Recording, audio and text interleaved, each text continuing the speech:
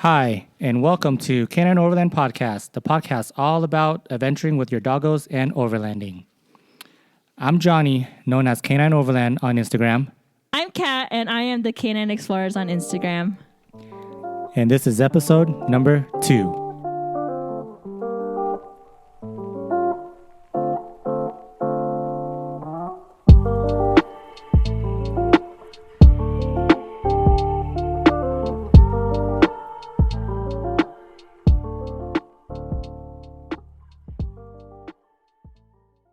All right, welcome back, guys. We are in the same location as episode 1. Well, it's sort of nice out here. I mean, it's like 91 degrees, maybe. 98 degrees. So we enjoyed recording that first episode, so we're going to record the second episode here for you. It's just going to be the story time about how our first experience in the overlanding community went. So you guys heard in the first episode how we got our first overlanding vehicle. We got our Jeep with our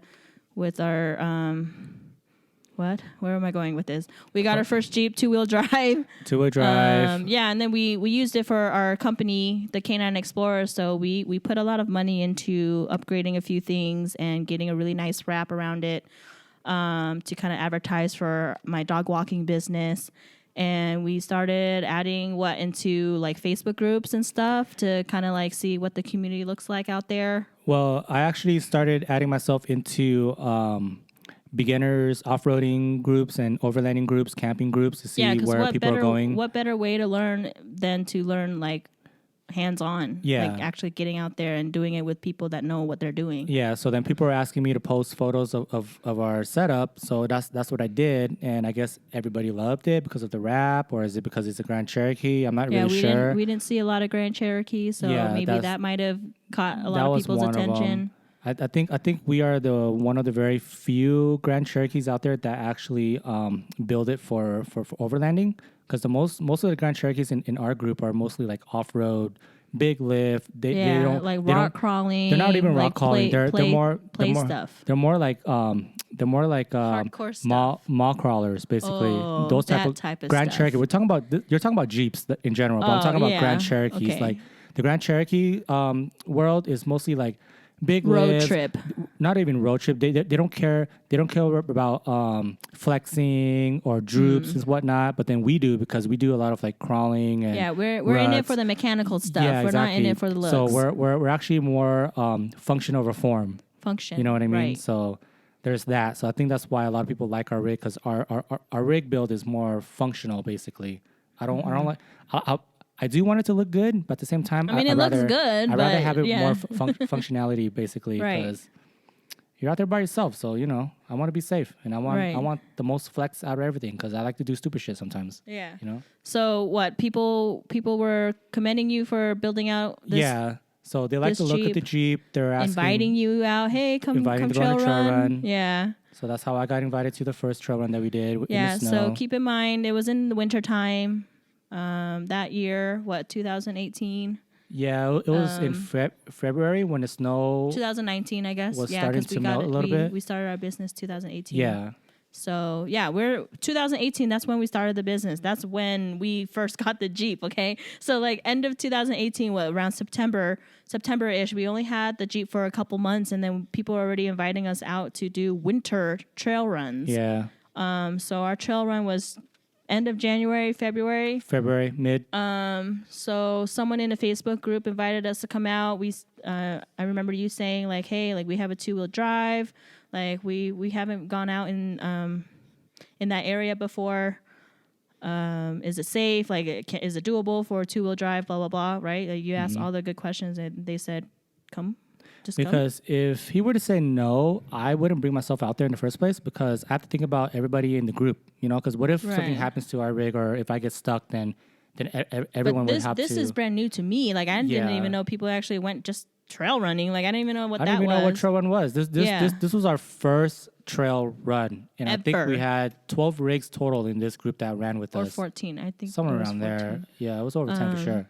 But yeah, so whoever the person was that invited us, I'm not going to drop names because this is not a bashing episode or anything. Like, we were very thankful we got out of it alive, you know, like in one piece. Like, nothing happened to the Jeep. Like, we didn't crash, we didn't slide and crash into anybody.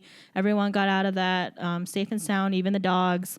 So like nothing bad came out of it. It was just a bad experience, especially for a first timer and me being completely brand new. Like, I was traumatized. Like, my emotional state was shut down that day. It was embarrassing at the same time Yeah. because this wasn't the first time we got stuck on that trail. It was 2 times or two to three times We on got that stuck trail. on one uphill 3 times. Yeah. 3 times, and the person that helped us was the person in front of us. Shout out to you guys, to you, dude, because without Yeah, you, I forgot his name. He had a Forerunner. That's all I remember. I would never off road ever again. or- He had a white Forerunner, Or and he gray. had it was a white one, and he had White, he had white or strap. silver. Yeah, he had toe straps, and he was so patient with us, and I can, like, I now 4 years later, like, I know what that would have been like.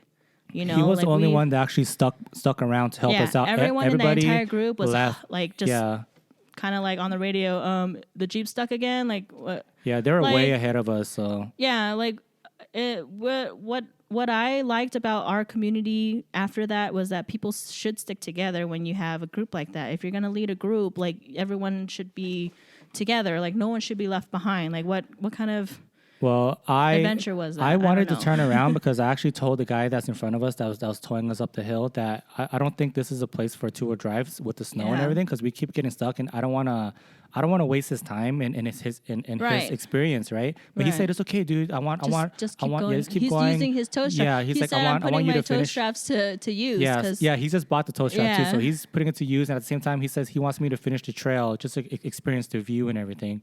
Yeah, So, we've never been to shout out that to you. trail. Yeah, I completely forgot his name. I forgot his name too, to But be I honest. did talk to him afterwards a little bit. I did thank him, like, hey, thanks for putting up with us. And then But he everyone was- else literally just kind of like turned their shoulder and didn't even bat their eye Yeah. to us anymore. And then he after was, that. he was saying it happens. So you know. Yeah, and but made it, us feel okay. it always sucks being at the shitty end of the stick, you know? Like, that's true. Like, I wouldn't want to be the one, all eyes on me and holding up everybody. We apparently, like, kept everyone up for an extra 2 hours. Like, whoops. We were new.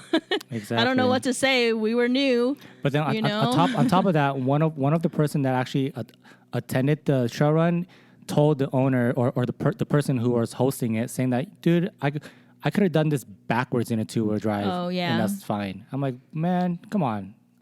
Yeah, It's- for someone to be in that group and to say that kind of behind our backs, not to our face, but we got wind of it, and he basically said, "Well, I could have done that in my car, like backwards, like eyes closed, whatever. Like, whoop-de-doo, like, great for you, you know? Like, how is that kind at all? Like, where's the kindness in that? Where's the acceptance in that? There's no acceptance, but narcissistic traits. Like, he's a douchebag for saying that. But then after the trail run was over and he went back the same way, going backwards, I heard he got stuck. Nah. So, you know, Well, karma, joke's on you. bitch.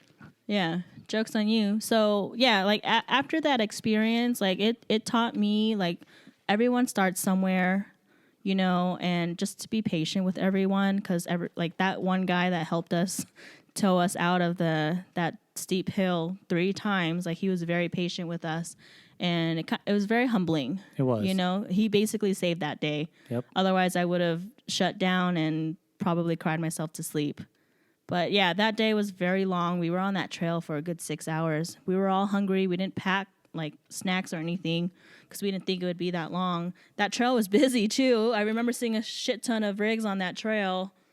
But yeah, so that experience alone basically told us everything, what not to do, you know? And then True. we finally, did a few trails on our own. I'm saying, like, since then, like, we started doing more trails on our own because Oh, yeah, to solo. build up our Yeah. confidence, you know, and our skills.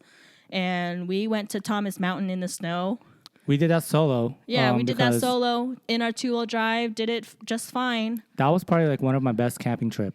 Yeah, that's 'Cause- why Thomas Mountain is one of my favorite places. Because we actually drove up there when there was, we actually drove up there when there wasn't snow until we got halfway, and the whole area was covered in snow. yeah, and then we spent one night there, and then it snowed in the morning. The next morning. But then before that happened, before we got to the campground, we were going up the hill in the 2-wheel drive, and we met these 2 Jeepers up there that actually was jockeying the rig, was talking to us, and he was telling us where to go.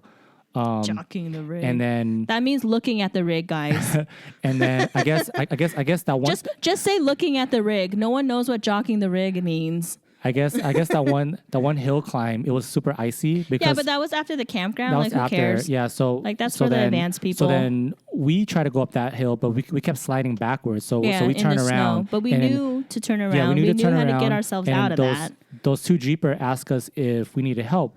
They were cool in helping us. We're Yeah, like, no, I we're gonna turn remember around that. and go to Yeah. the campground. And they're like, okay. And we said bye. Yeah, they and went then up. they just continued. They up. they were sliding themselves. So they Yeah. went kind of off trail But to go they around weren't it. equipped to camp. I didn't see Yeah, any they gear weren't. They or weren't anything camping. on them. They were just doing a day trip, basically. Yeah, if it was a day Yeah. trip and we didn't have our gear, I'm pretty sure we would have made it up there. Yeah, so we busted a U-turn to our camp spot that we wanted to camp at, and that was probably one of my best snow camping experience. Yeah, our dogs, even though they don't look it, they love the snow. Even Charlie. Charlie is like my 13-year-old, almost 14 this year, little Yorkie, and he loves running in the snow. No booties, just one little sweater, and he's fine. Like, he'll run in the snow all day long.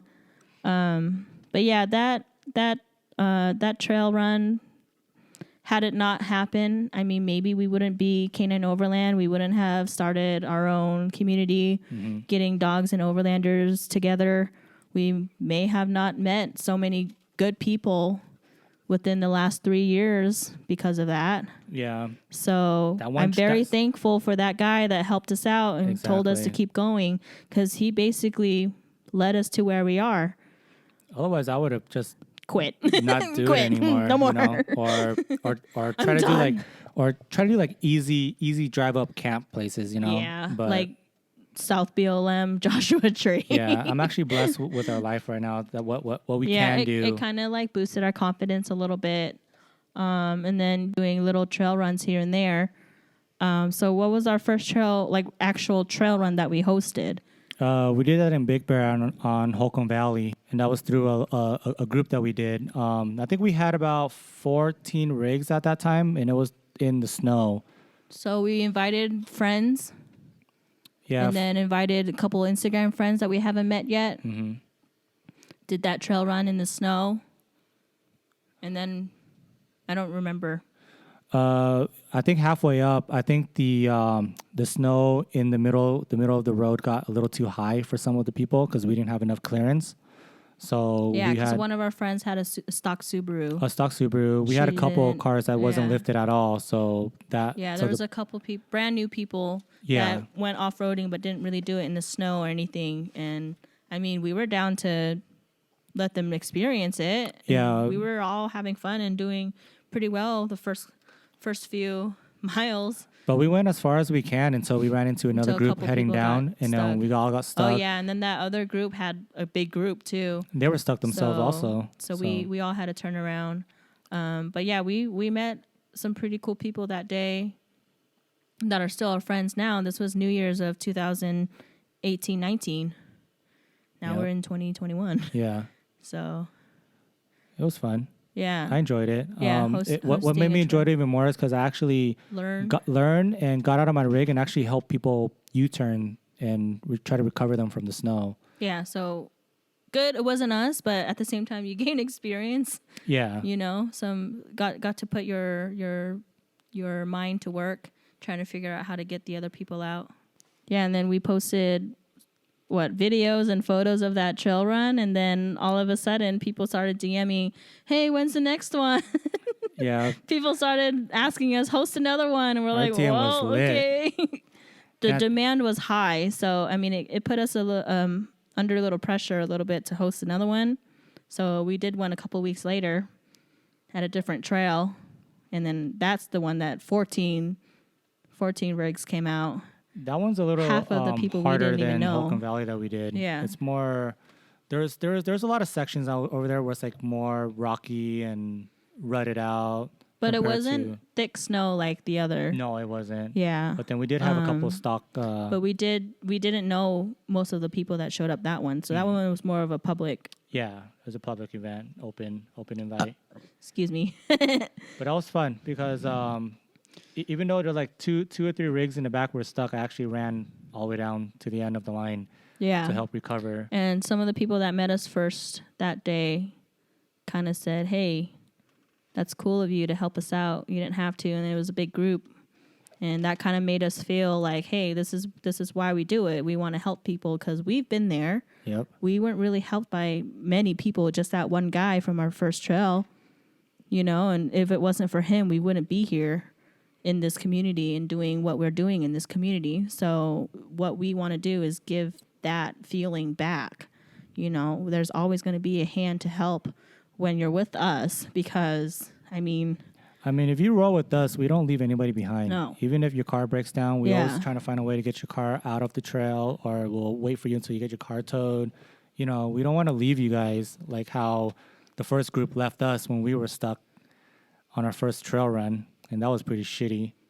I don't want anybody to feel like that. No. While they're out there on the trail trying to experience new things. What baffles me is that you're hosting something, you invite these people here, but you're not willing to take responsibility just to help them out, even though they weren't prepared. Like we asked all the right questions before we even started, right? Like these people that came to our trail runs, if they weren't sure about it, they asked you, hey, is this trail beginner trail? Like, is this trail good enough for my Subaru? And I feel like if people ask the right questions, we'll tell them straight up, like, hey, yeah, this is a little bit technical, but yeah, your Subaru can make it. If not, we'll be there to help you. Mm-hmm. And then not huff and puff about it and kind of like talk shit behind your back about it. Yep. Like, Plus, we have all the recovery gear too, so Yeah. it doesn't matter. I We'll make mean, it. it's still an adventure for me. We're still out there, Yeah. recovering a car or not, And plus, we would want you guys to get stuck because we pay a lot of good money for all these recovery gears, and Yeah, we want put to it to use use. it. So Yeah, our Max Track's only been used, 3 times out of our 4 years like that we've 4 had times. it. So, and yeah, it's not put even it on to use. ourselves. We only want to use it No. on ourselves twice, Once. but then No, everything twice. else was on other people. Yeah, That's a good investment to make yeah. for the rig. That'll be a different topic later. Yeah, we'll definitely cover our gear list, our do's and don'ts, all that stuff. But yeah, I think we're going to end our episode now. That's the story of where we came from and how we came about overlanding in our community.